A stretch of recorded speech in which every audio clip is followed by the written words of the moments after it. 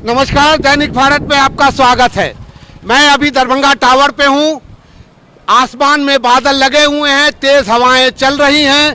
कारण आपको पता है, यास चक्रवर्ती तूफान बिहार में प्रवेश कर चुका है। आप घरों में रहें, सुरक्षित रहें और बिहार सरकार ने जो गाइडलाइन दिया है उस पर आप अमल करें, सुरक्षित रहेंगे। ये प्रकृति की मार है, एक तरफ कोरोना तो दूसरी तरफ यास चक्रवर्ती की मार।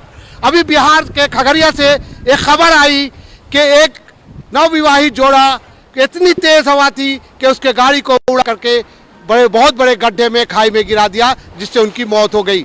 लेकिन अभी तक दूसरी कोई खबर नहीं आई है जान माल के नुकसान की। काफ़ी तेज हवाएं चल रही हैं, आप देख सकते हैं।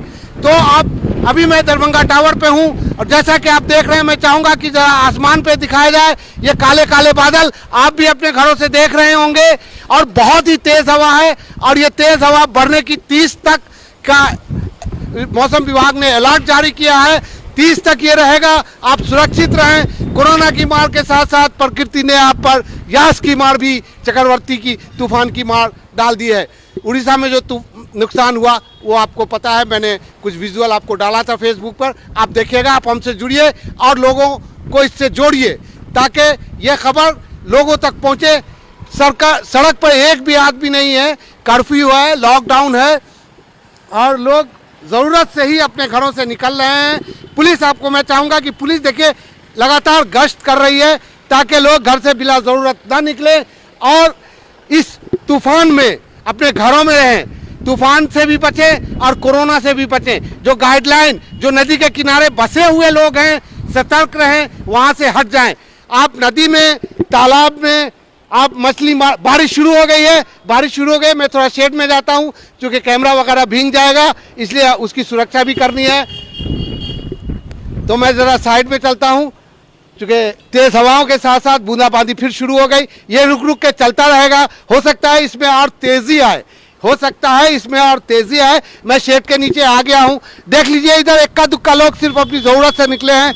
ऐसा मरघट सन्नाटा, ऐसा मरघट सन्नाटा कभी दरभंगा में, यूं कहें भारत में देखने को नहीं मिला।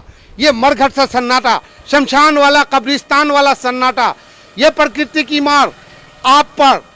और सरकार इसके लिए पूरी तरह से सतर्क है। गाइडलाइन जारी किया है, मछली मारने पोखर तालाब में न जाएं। उसके किनारे घर बसा हुआ है तो आप वहां से दूर हो जाएं ताकि उससे आपके जान और माल की सुरक्षा हो सके। दूसरी बात, ये जो तूफान आया है ये सबसे ज़्यादा असर करेगा जिनका घर झोपड़ी का है, जिनके घर पुराने हैं, उनके गिरने का डर है, झोपड़ी के उड़ने का डर है। तो ऐसे झोपड़ी वाले, ऐसे मिडिल क्लास के लोग इस बार में और भी दब जाएंगे। व्यापार खत्म, मध्यम वर्गीय व्यापार बिल्कुल खत्म हो चुका है। एक तो कोरोना ने, लॉकडाउन ने और दूसरे इस तूफान ने। इसको क्या कहा जाए? ये प्रकृति नाराज क्यों है? ये सोचने पर विचार करना होगा कि प्रकृति हमसे आखिर नाराज हो क्यों गई।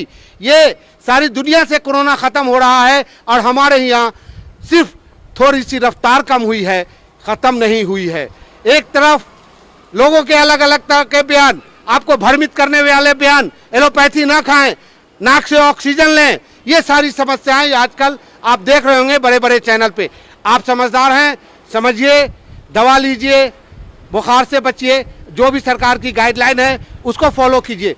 लोग क्या बोल रहे हैं उस पर ना जाइए। सरकार ने जो गाइडलाइन जारी किया है उसको अमल कीजिए। सरकार से जो बन पड़ रहा है इस आपदा में वो कर रही है और मैं उम्मीद करता हूं कि सरकार आगे बढ़ के और भी कुछ करे ताकि जनता को राहत मिले। वैसे स्वास्थ्य व्यवस्था जो है, यहाँ की जो इंफ्रास्ट्रक्चर है वो बिल्कुल ख़त्म है। मैं बार बार आपके गांव के पीएचसी का हाल बता रहा हूँ, डीएमसीएच का भी हाल मैं आपको 1-2 दिन में दिखाऊंगा वहाँ की क्या स्थिति है। अभी बड़े बड़े दावे किए जा रहे हों कागज़ पर, लेकिन धरातल पे कुछ भी नहीं है। इसलिए आपको अपनी सुरक्षा खुद करनी है, आपको अपने घर को खुद बचाना है, आपको अपने लिए रोजगार खुद पैदा करना है। सरकार के भरोसे रहेंगे, भूखे मर जाएंगे। तो इस तूफान में भी आपको खुद ही बचना है। बारिश शुरू हो गई है। मैं फिर एक बार कहता हूं, आप इस वीडियो को शेयर कीजिए, लाइक कीजिए और दूसरों तक पहुंचाइए और सुरक्षित रहिए। आपका जीवन अनमोल है। दैनिक भारत परिवार आग्रह करता है कि आप सुरक्षित रहें। आप देश के लिए अनमोल हैं, आपका जीवन अनमोल है। हम ऐसी कामना करते हैं इस तूफान में, इस कोरोना में आप सुरक्षित होंगे, आपके बाल बच्चे सुरक्षित होंगे तो ये देश सुरक्षित होगा। देश सिर्फ ज़मीन से नहीं बनता, देश सिर्फ ज्योग्राफिया से नहीं बनता, देश हमसे और आपसे बनता है। अगर हम आप नहीं रहे, हम आप स्वस्थ नहीं रहे, हम आप शिक्षित नहीं रहे तो ये देश कभी भी आगे नहीं बढ़ेगा। इसलिए शाम हो चुकी है, मगरिब की अजान ख़त्म हुई है, नमाज शुरू होने वाली है और मैं दरभंगा टावर के जामा मस्जिद के छत के नीचे खड़ा हूं। तो मैं आग्रह करता हूं कि आप लोग मेरी बात को मानेंगे, सरकार की बात जो बिहार सरकार है जो गाइडलाइन दी है उसको मानेंगे।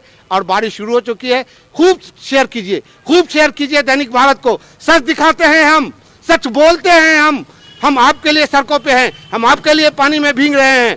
आप जितना इसको शेयर करेंगे आप ही मेरी शक्ति है। दीजिए इजाजत। दैनिक भारत से मोहम्मद शकील अहमद को।